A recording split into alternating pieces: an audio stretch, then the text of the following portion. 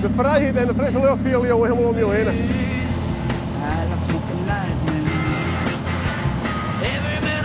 Het mooiste op de trijk, te rieden om liedjesdiekjes, mooi toeren, cruisen zeg maar. En dan lekker rustig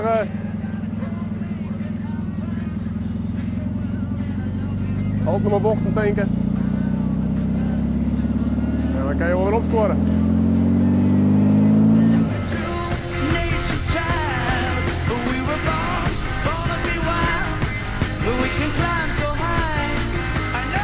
Ja, dit is een trijk en ja, er moet een soort poets worden, want ja, het seizoen ziet we verder door. Ja, het is een drijfwielig voertuig. En dat is iets speciaals op het maar je bent echt een blikvanger. Nou, een trijk, dat wie van oorsprong weer een kever onderstel.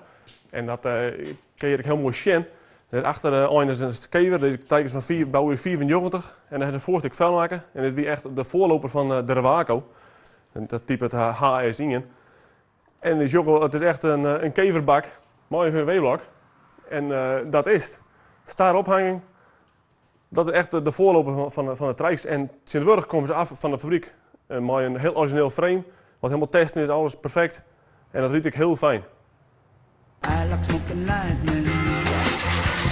Heavy metal thunder. Racing with the wind. And the feeling that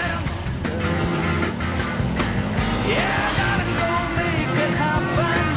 Take the world in a loving embrace.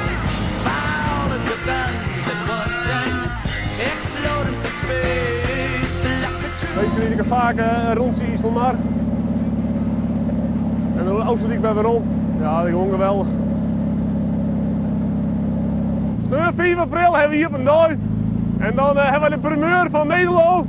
Dan krijg je de nice trijk, die riet er nog helemaal niet. Dat is, ja, ik moet het niet vertellen. Maar het weten wel, die moet maar komen.